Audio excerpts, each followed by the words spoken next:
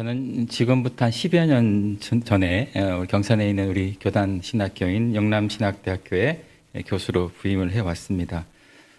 신학교에 부임해 와서 느끼는 변화는 교회와 또 신학교의 상황이 참 많이 급변하고 있다는 것입니다.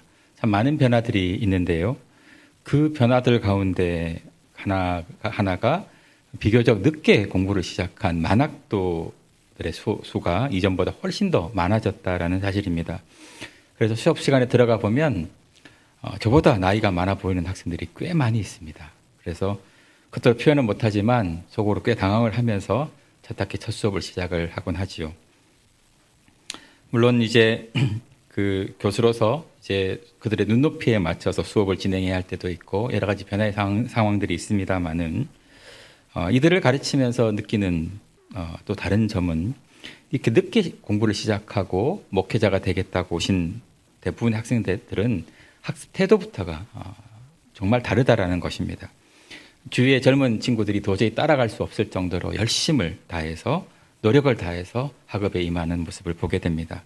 좀 학습적인 어떤 그 속도는 떨어지는 것 같아도 이를 만회하려는 노력이 놀라울 때가 참 많습니다. 늦게 시작한 공부이다 보니 신학교에 오게 된 사연들도 들어보면 참 눈물겨울 때가 많습니다.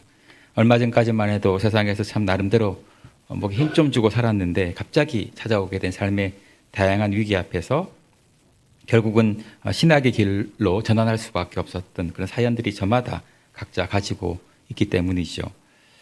그리고 이런 어려운 삶의 상황들은 여전히 현재 진행형일 때가 참 많습니다. 그래서 지금도 여전히 학비가 없어서 또 몸이 아파서 가정 형편으로 정말 공부를 하기 어려운 상황임에도 불구하고 이것을 이겨내고 학업을 이어가는 사연들을 듣게 되죠.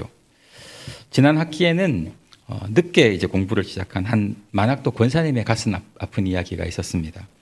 교회 권사로 열심히 봉사를 하다가 늦게 소명을 받고 온 가족의 성원 속에 열심히 공부하던 학생이었습니다. 신대원 3학년 1학기가 되면 설교의 실제라는 시간이 있습니다. 설교 2학년 2학기 때 설교 학개론 때 설교 이론을 배워서 3학년 1학기 때 설교 실제를 하게 되죠. 직접 작성해서 교수 앞에서 학생들 앞에서 설교를 이제 시연을 하게 됩니다. 근데 이 시연을 이제 얼마 앞두지 않고 건강하던 남편이 갑자기 이제 암 선고를 받고 그 암이 너무 급박하게 퍼지는 바람에 상형을 헤매고 있다는 소식을 듣게 되었습니다. 본인의 설교가 얼마 남지 않았는데 도무지 이 상황에서는 설교를 할 수가 없었습니다. 그래서 학기 마지막 수업 시간으로 이분의 설교를 연기해 주었습니다. 그런데 정말이지 수업을 이틀 남겨두고 마지막 수업시 이틀 남겨두고 남편이 하늘나라로 가버리고 말았습니다. 어쩔 수 없이 이제 그래도 설교를 발표하게 되었는데 마지막 설교 시간에 마지막 본연의 순서를 맡아서 설교 중에 그만 울어버리고 말았습니다. 평가를 교수로서 하기 이전에 할 말이 없었습니다. 자신의 학업에 있어 최고의 격려자였던 남편을 먼저 떠나보내고 이제 졸업을 한 학기 앞두고 있는 이 분을 어떻게 다른 말로 위로를 해줄 수가 없었습니다. 훌륭한 설교자로 준비되어서 이제 하늘에 가 있는 남편 또 남은 자녀들에게 무엇보다 하나님 앞에서 부끄럽지 않는 설교자로 살아가도록 간절히 수업 후에 학생들과 하나님의 은혜를 구하면서 기도해 주었던 기억이 있습니다. 예전에 제가 교회 사역을 할 때도 신방을 하면서 참 많은 사연들을 듣고 함께 기도하고 또 성도들의 아픔을 접하고 아파했었지만 신학교에 가서도 여전히 이만큼 못지않게 다양한 인생의 아픔들, 사연들을 가진 이들의 어려움을 보게 되고 또 그 가운데서 열심히 미래의 사역자로 세워지기 위해서 노력하는 모습을 보면서 교회나 학교나 별 차이가 없다라는 생각을 하게 되죠. 그래서 신학교는 제게 치열하게 자신의 인생을 감당하던 이들과 함께 살아가는 목회 현장이고 또 사역의 현장이라고 할 수가 있겠습니다. 이정아 시인이라고 한 시인은 바람 속을 걷는 법이라는 시에서 우리의 인생을 이렇게 노래를 합니다. 바람 불지 않으면 세상살이가 아니다. 그래 산다는 것은 바람이 잠자기를 기다리는 게 아니라 그 부는 바람에 몸을 맡기는 것이다. 바람이 약해지는 것을 기다리는 게 아니라 그 바람 속을 헤쳐나가는 것이다. 두 눈 똑바로 뜨고 지켜볼 것. 바람이 드셀수록 왜 여는 그리 높이 나는지. 인생이라는 여정을 걸어가다 보면 때론 거센 바람도 만나고 때론 온몸을 얼어붙게 만드는 겨울 찬바람도 만나게 됩니다. 바람 불지 않으면 세상살이가 아니라고 말하는 이 시인의 말에 우리는 절로 고개가 끄덕여집니다. 바람 부는 이유를 묻지 아니하고 그 부는 바람에 자신의 몸을 맡기라고 바람을 헤쳐나가는 것이 인생이라고 말하는 시인의 소리에 우리는 고개가 끄덕여집니다. 오늘 말씀에 등장하는 요셉을 축복하고 있는 야곱의 생애에는 또한 얼마나 여러분 그의 삶 전체를 흔들어 놓는 바람이 많았습니까? 너무 바람 많은 인생을 살다 보니 늘어난 것은 잔머리였고 장깨였습니다. 가장 사랑하는 아내를 잃었는데 노년에는 가장 사랑하는 아들을 잃고 눈물의 세월을 살아야만 했습니다. 하지만 그렇게 굴곡 많은 인생을 살아야 했던 야곱도 이제 모든 것을 접어야 하는 인생의 마지막 기로에 서 있습니다. 온몸을 움츠러들게 하는 바람이 정말 얼마나 많았던 인생이었습니까? 그 힘든 인생길 이제 다 마치고 야곱이 이제 죽음이라고 하는 마지막 관문 앞에 서 있습니다. 그가 그 자리에서 했던 일이 무엇입니까? 손을 들어 자녀들을 축복하는 일, 하나님 앞에 자신의 자녀들을 세우는 일을 하고 있습니다. 죽음을 앞두고서 야곱은 이스라엘의 12지파를 축복하고 있습니다. 죽음을 앞둔 할아버지가 병석에서 혹은 다리를 절면서 힘들게 새벽 제단에 나와서 기도의 제단을 쌓으면서 자신의 자녀들, 아이들 이름 하나하나 불러가며 간절하게 기도하는 이 아름다운 모습을 우리는 성경에서 대하게 됩니다. 그런데 야곱은 요셉이 누릴 이 복이 일시적인 것이 아니라 야곱의 하나님으로부터 말미암은 복이라는 사실을 분명히 말하고 있습니다. 그렇다면 여러분, 야곱이 지금까지 경험하고 깨달은 하나님은 어떤 하나님이실까요? 그 하나님은 야곱과는 아무 상관없이 그와 함께 하시면서 그를 복주신 하나님이셨습니다. 야곱은 한때 참 나는 운이 없는 사람이야, 참 나는 복 없는 사람이야 라고 자신을 생각했습니다. 나는 하필이면 쌍둥이로 태어났을까? 게다가 자신보다 불과 몇 분 일찍 태어난 형은 모든 면에서 자신보다 뛰어난 자질을 가지고 있었습니다. 그는 아버지의 축복을 좀 받아보려고 장깨를 썼지만 결국에는 모든 것을 잃고 쫓겨나야만 했습니다. 하란에 가서는 결혼을 위해서 14년간 무보수로 일하다가 종살이를 해야만 했습니다. 야곱은 자신의 인생을 돌이켜볼 때 자신의 인생이 너무나 불쌍하다고 생각했습니다. 그러나 그의 생애에는 한 가지 특별한 것이 있었습니다. 그가 어려운 일들을 당할 때마다 누군가 그와 함께하면서 그를 도와준다는 것이었습니다. 야곱이 외삼촌 라반의 집에서 도망쳤을 때 뒤쫓아온 라반이 거의 그를 따라잡아 이제 붙잡게 되었습니다. 그런데 그날 밤 하나님께서 라반의 꿈에 나타나셔서 야곱을 건드리면 널 그냥 두지 않겠다, 너를 죽이겠다고 말씀하심으로 그가 해를 면하게 되었습니다. 그리고 형 에서를 만나기 전에도 하나님의 천사 두 부대가 야곱을 위해 행진하는 것을 보여주셨습니다. 이처럼 야곱의 인생 가운데는 항상 그와 함께 하시면서 그를 따라다니면서 그를 붙들어 주셨던 한 분이 계셨습니다. 그분은 야곱이 태어나기 전부터 그를 아시고 그를 택하셨던 하나님이셨습니다.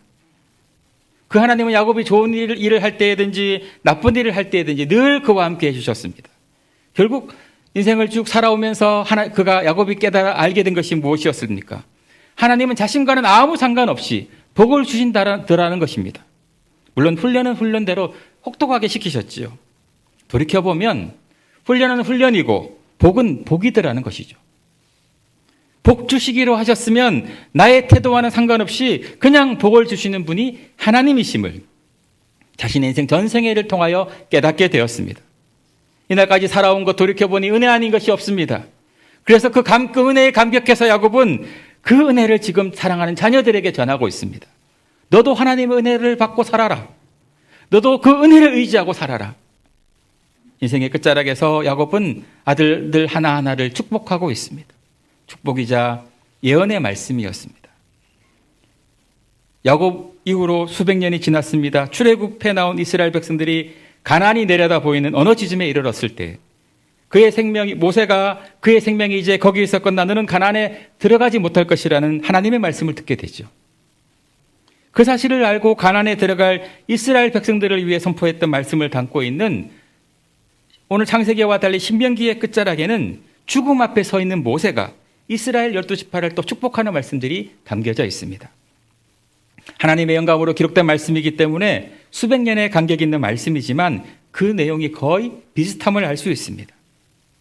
그런데 오늘 본문의 말씀은 요셉의 생애를 요약해 주는 것이었고 명령의 구조로 되어 있습니다. 그런데 요셉을 축복하는 말씀 가운데 첫 번째 나오는 내용이 무엇이냐 하면 너는 샘 곁에 무성한 가지가 될 것이라는 말씀입니다. 여러분, 샘 곁에 무성한 가지라는 이 말의 이미지가 여러분 그려지십니까? 이건 사실 이스라엘이라는 나라에서는 흔히 볼 수 없는 장면입니다. 여러분 상상해 보십시오. 그 모습이 얼마나 생명력이 넘치는 모습일까요? 여러분 이 본래의 의미는 잎사귀만 무성한 가지가 아니라 결실로 가득한 가지라는 의미를 담고 있는 표현입니다. 특별히 이 부분에서는 그 사실을 강조해서 쓰여져 있죠. 결실로 가득한 가지, 샘 곁에 심겨진 무성한 가지, 이런 뜻을 담고 있습니다. 이건 요셉에게 주어진 축복의 말씀이자 예언의 말씀이었습니다. 그가 결실로 가득한 가지가 될 수 있었던 것은 한 가지가 있었는데 그것은 바로 샘 곁에 심겨져 있다는 사실이었습니다. 그에게 대단한 능력이 있어서가 아닙니다. 지혜가 있어서가 아닙니다. 처세술이 뛰어나서가 아니었습니다. 샘 곁에 심겨졌기 때문에, 심어졌기 때문에 결실이 풍성한 인생을 살 수 있었다라는 것이죠. 여러분, 샘 곁에 무성한 가지, 이것만큼 요셉의 생애를 잘 요약해주는 이미지가 어디에 있을까요? 그는 생각해보면 도무지 무성한 가지, 샘 곁에 무성한 가지가 될 가능성이 조금도 없었던 인생이었습니다. 노예였지요. 나중에는 누명을 쓰고 반역죄인들이 갇히는 감옥에서 언제 처형될지 모르는 무기수로 지내고 있었습니다. 결코 무성한 가지가 될 수 없는 인생이었습니다. 그런데 하나님이 그의 생을 활짝 열어주시니 무성한 가지가 되고 있습니다. 결실이 가득한 무성한 가지가 되고 있습니다. 그것은 그가 철저하게 하나님 곁에 서 있었기 때문에 가능했던 일이었음을 오늘 성경은 강조하고 있습니다. 여러분, 노예가 무기수가 어떻게 대제국의 총리가 될 수 있습니까? 밤새워 노력해도 될 수 없고 아버지 집에서 아무리 좋은 교육을 받는다 한들, 사랑을 받는다 한들 이것은 이루어질 수 없는 불가능한 일이었습니다. 하나님께서 허락하신 파격적인 은혜가 아니면 도무지 이루어질 수 없는 일이었습니다. 오늘 우리도 여러분 인생을 살아가면서 물어야 할 것이 있습니다. 인생의 후반부를 살고 계십니까? 혹은 인생의 중반부를 살고 계십니까? 진지하고 깊게 물어봐야 합니다. 내 인생에서 가장 중요한 일은 무엇일까? 요셉에게 물었다면 그의 대답은 무엇이었을까요? 하나님 앞에 서 있는 것. 하나님의 다스리심과 하나님의 통치하심을 믿고 그분의 말씀의 샘 곁에 서 있는 것이라고 분명하게 대답했을 것입니다. 요셉의 인생은 고난으로 가득 찬 인생이었습니다. 하지만 그의 인생 전체를 뿌리째 흔드는 일이 아무리 부딪혀와도 그는 결코 말씀을 벗어나지 않았고 결코 은혜의 샘 곁을 떠나지 않았습니다. 그는 결코 하나님을 신뢰하는 신앙의 샘 곁을 벗어나지 않았습니다. 이렇게 때론 바람이 심하게 불어 나무를 막 흔들어서 꺾어질 듯 심한 바람이 불어올 때가 있습니다. 그러나 여러분 아십니까? 나무의 이 흔들림은 물을 나무 끝 우듬지까지 끌어올리는 펌프질의 역할을 한다고 합니다. 흔들어대는 바람은 그때 그 당시에는 너무나 힘이 듭니다. 고통스럽습니다. 하지만 결국에는 이 바람은 참 고마운 바람입니다. 그렇습니다. 여러분 인생을 살다 보면 어려움도 있습니다. 시련도 있습니다. 그런 시련의 바람이 우리에게 불어옵니다. 내 인생을 꺾어 놓을 듯 다가오는 시련의 바람이 너무나 고통스럽습니다. 하지만 그때마다 더욱더 하나님 곁에 서 있으려고 노력하고 그 편에 서 있으려고 노력하고 애쓴다면 우리는 결국 승리할 수 있습니다. 우리가 걸어가는 그 길이 아무리 굽어 보이고 돌아가는 길이라 할지라도 아무리 문제가 어렵고 힘들게 보인다 할지라도 혹은 세운 계획이 빗나가고 소망이 사라져 버린다 할지라도 우리는 한 가지만은 확신할 수 있습니다. 밤이 너무 깊어 새벽이 언제 올지 도무지 기대가 되지 않는다 할지라도 그 칠흑 같은 밤에도 우리는 한 가지 확신할 수 있지요. 하나님은 실수하지 않으신다네. 우리에게 진정으로 필요한 것은 이 믿음입니다. 하나님 말씀대로 살려고 하다가 감옥에서 10여 년을 넘게 보낸 그 요셉이 풀려날 기미조차 보이지 않을 때 요셉인들 마음에 두려움이 없었고 흔들림이 없었겠습니까? 의심이 안 생겼습니까? 그러나 믿음으로 걸어가고 있습니다. 여러분, 요셉의 인생이 형통해서가 아니었습니다. 내가 원하는 대로 가는 데마다 길이 활짝 열려서가 아니었습니다. 오히려 그의 주변에는 순간마다 수없이 많은 사람들이 그를 호시탐탐 노리고 있었습니다. 오늘 성경은 이렇게 표현하지요. 활 쏘는 자가 그를 죽이려고 쫓아다니고 적개심을 가지고 그를 죽이려고 했습니다. 깊은 적대감을 가지고 그를 죽이려고 달려듭니다. 상황은 점점 답답해집니다. 힘들게 진행됩니다. 그 어려운 가운데 그의 삶은 송두리째 흔들리고 있습니다. 그런데 여기서 중요한 것이 나오죠. 그러나입니다. 말씀이 이것을 알려줍니다. 그러나 요셉의 팔은 돌에 굳세며 그의 팔은 힘이 있었습니다. 요셉은 어려운 상황 가운데서 흔들리지 않고 견고히 서 있었고 유연하게 서 있었습니다. 중요한 것은 요셉이 뛰어나서 능력이 있어서가 아니었다는 사실입니다. 요셉은 힘이 없었습니다. 아무런 힘도 행사할 수 없는 노예였습니다. 눌리면 눌리고 가두면 갇히고 모함하면 쓰러질 수밖에 없는 노예였습니다. 아무런 힘도 없는 존재였습니다. 그의 힘은 자신에게서 나오는 것이 아니라 하나님으로부터 나오는 힘이었습니다. 그래서 여러분, 중요한 단어는 영어의 성경에 보면 but과 because에 주목할 필요가 있습니다. 오늘 본문 23절 끝부분에 보면 그를 쏘았으나 24절 끝부분에 보면 손을 힘입음이라 이런 표현이 나오는데 이 문장 안에 이 두 단어가 들어있습니다. 그래서 영어 성경을 한번 펼쳐보면 NIV 성경에 정확하게 23절과 24절의 시작이 but과 because로 시작하고 있습니다. 세상이 갈수록 어렵고 답답합니다. 그러나 그는 그것을 이길 만한 힘이 있었고 유연하게 그것을 대체해 나갈 능력이 있었다. 왜냐하면 because of your father's God, 하나님이 계셨기 때문이다. 전능하신 하나님의 손이 그를 붙들고 계셨기 때문이었고 이스라엘의 반석 되시는 목자께서 그를 돌보고 계셨기 때문이었습니다. 그의 힘은 다른 곳에서 온 것이 아니라 그의 아버지 하나님께서 목자가 되셔서 그에게 힘을 주셨기 때문이었습니다. 위로 하늘의 복과 아래로 깊은 샘의 복, 젖먹이는 복, 태의 복을 주시는 전능하신 하나님 때문이었습니다. 엘샤다이의 하나님, 못하실 것이 없으신 전능하신 하나님. 구약의 성도들은 하나님을 지칭할 때 엘샤다이의 하나님이라고 외쳤는데 야곱도 요셉도 이렇게 한 목소리로 하나님을 외치고 있습니다. 지금 야곱은 그의 사랑하는 아들 요셉을 이렇게 축복합니다. 요셉아, 요셉아, 너는 샘 곁의 나무로 살아라. 엘샤다이의 하나님을 신뢰하는 믿음으로 승리하여 무성한 가지가 되거라. 사랑하는 영남제일교회 성도 여러분, 요셉이 누렸던 이 복을 우리도 누릴 뿐만 아니라 우리의 자녀들에게도 물려줄 수 있어야 되고 세상에 또 전해야만 합니다. 요셉이 누렸던 이 복은 풍성함의 복이요 생명의 복이었습니다. 그리고 다음 세대를 세워가는 복이었습니다. 이것은 가뭄에도 쇠하지 아니하고 시간이 갈수록 더욱더 힘이 생겨나는 싱싱함의 복이었습니다. 나이가 들어갈수록 흰머리를 쐬고 주름살을 세고 깊어가는 인생의 시름을 쐬면서 살아갈 수 있죠. 아까 말씀드린 것처럼 신비행기에 있었던 그 모세도 그럴 수밖에 없는 신세였습니다. 광야 가시나무 뜰기 가운데서 만난 그 하나님으로 인해서 그는 찬란한 후반부 인생을 살아가는 것을 볼 수 있습니다.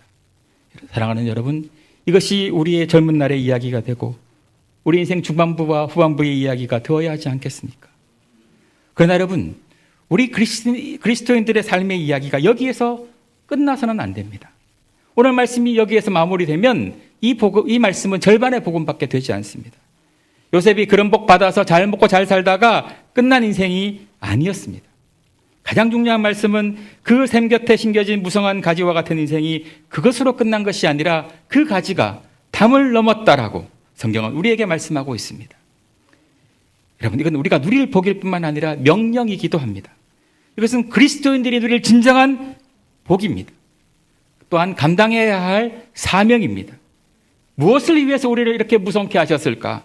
무엇을 위해서 하나님이 우리에게 복을 주셨을까? 무엇을 위해서 하나님께서 오늘 나에게 이렇게 큰 은혜를 베풀어 주셨을까?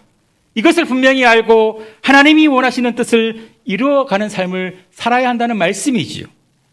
하나님께서 노예 요셉에게 눈길을 드신 이유가 무엇입니까?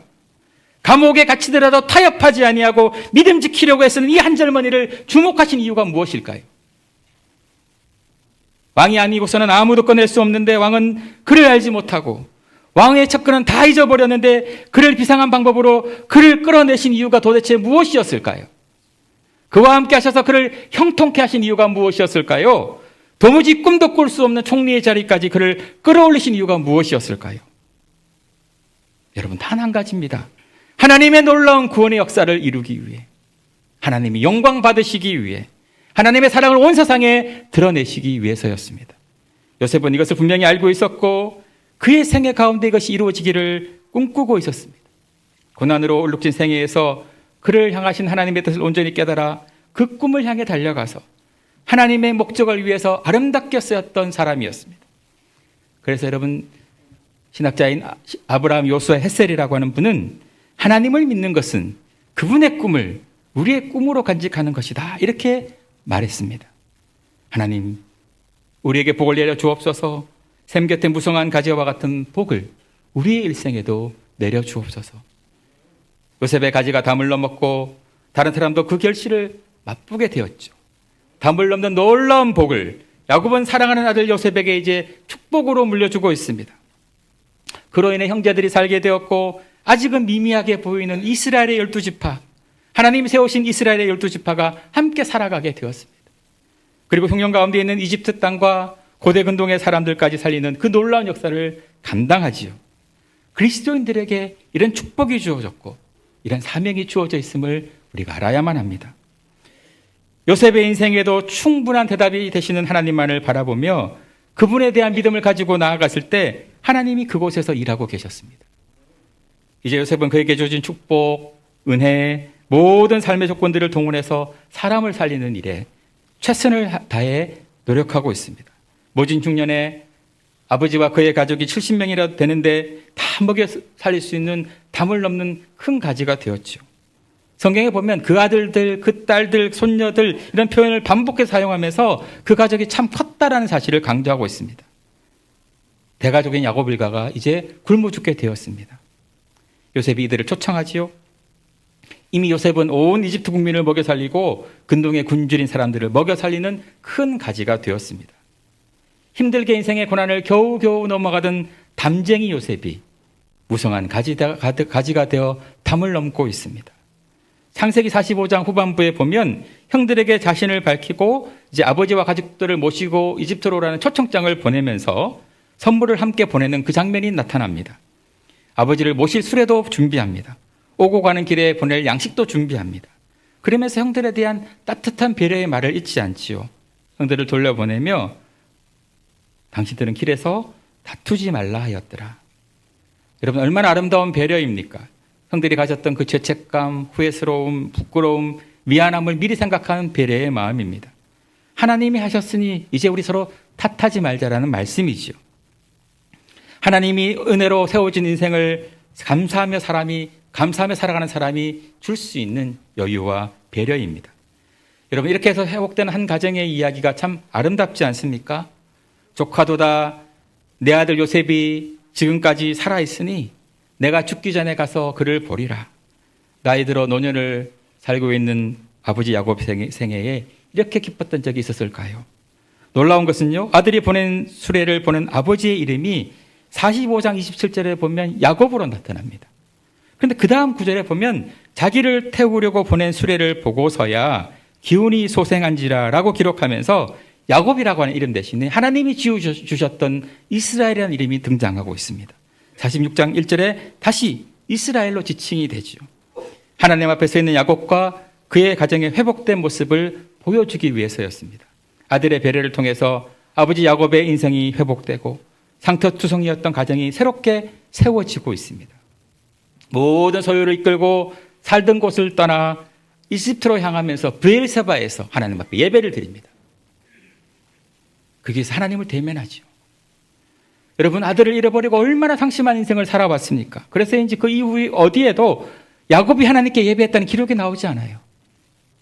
사랑하는 자식을 잃은 충격 속에 20여 년을 보낸 아버지의 안타까운 이 모습이 요셉이 보낸 수레를 통해 회복이 되어집니다.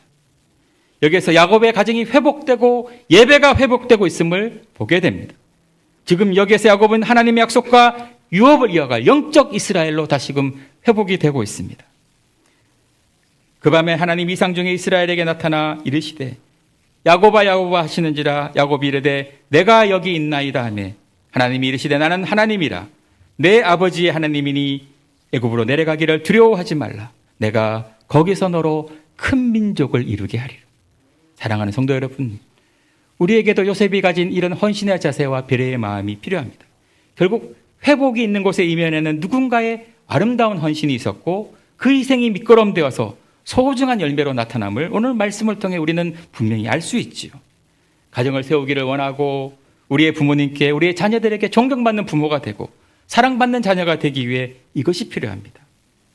무엇일까요? 바로 요셉의 수레입니다. 회복의 동기입니다. 하나님 앞에 나아가게 하고 예배하게 할 자원이 될 요셉의 수레와 같은 것이 여러분 우리에게도 필요합니다. 가정을 살리고 형제를 살리고 아버지를 살리고 영적 사명도 다시금 깨닫게 하는 요셉의 수레와 같은 것이 우리의 인생에도 있어야만 합니다. 여러분, 우리가 요셉의 수레와 같은 회복의 동기가 되어야 합니다. 오늘 누군가에게 이 민족 앞에서 하나님의 역사하심을 다시금 깨닫게 하고 상처에서 일어나게 하고 하늘의 복을 전하는 요셉의 수레와 같은 존재로 우리는 설 수 있어야만 합니다. 하나님의 다스리심과 하늘로부터 허락하시는 복과 생명이 생각나게 하는 사람. 그래서 사람을 살리고 가정을 회복하고 나라와 민족을 새롭게 살리는 사람으로 살아갈 수 있어야만 합니다. 오늘 이 일을 위해서 우리에게 복을 주셨고 은혜를 허락해 주셨습니다. 그렇습니다. 여러분, 교회는 어떤 상황 속에서도 복음을 전하는 교회여야 하고 그리스도인들은 복음을 전하며 살아가는 존재가 되어야만 합니다. 이 땅을 살아가는 사람들 누구나 나름의 사명이 있고 또 그것을 따라 살아가지요. 그러므로 내 인생을 향한 목적을 발견한다는 것, 소명을 발견한다는 것은 진정한 나를 찾아가는 여정이 되고 이 땅에 나를 세우신 하나님의 뜻을 발견하는 가는 일입니다. 그 소명을 따라 살아가는 삶은 나 자신을 성취하는 길이기도 하지만 결국 하나님을 영화롭게 하는 일이기 때문입니다. 그래서 키에르케고르라고 하는 철학자는 그의 일기에서 소명이라고 하는 것이 이렇게 피력합니다. 그것은 나 자신을 이해하는 것이요, 하나님이 진정 내게 무엇을 하기 원하시는지를 아는 것이다. 그것은 나에게 참된 진리를 발견하는 것이고 내가 그것을 위하여 살기도 하고 죽을 수 있는 이념을 찾는 것이다. 우리는 세상에 하나님의 복을 세상에 전할 존재로 세움받은 사람들입니다. 우리가 서 있는 그곳에 복음의 생명이 하나님의 은혜의 보좌가 경험될 수 있도록 한 사람 한 사람 세움받은 존재임을 여러분 기억하십시오. 오늘 우리는 하나님이 우리에게 주신 복으로 무성한 가지가 이미 되었습니다. 오늘 여러분 우리나라를 돌이켜 보십시오. 그 지난 세월 모진 가난을 딛고 하나님의 복으로 우뚝 세워졌습니다. 지난 100여 년 동안 모진 고난에도 이 민족을 세우는 일을 위해 우리는 사명을 잘 감당해 왔습니다. 무성한 가치가 되었습니다. 그런데 어느덧 너무 성장이 급격해서인지 성장통을 빨리 경험하고 있는 것 같습니다. 몬테크리스토 백작이라는 책에 보면 다 죽어가는 사람을 두고 한 사람은 아이고 다 죽었구만 이렇게 말하는 사람이 있는가 하면 또 다른 한 사람은 아니야 아직 살았는데 이렇게 말을 하는 사람이 있습니다. 똑같은 사람을 두고 한 사람은 반쯤 죽어가는 모습을 두고 이야기하는가 하면 한 사람은 아직 호흡이 붙어있고 반은 살아있는 그 모습을 보지요. 반쯤 차있는 병을 바라보면서 어떤 사람은 비어있는 반쪽을 바라보는가 하면 어떤 사람은 차있는 반쪽을 바라보는 사람도 있습니다.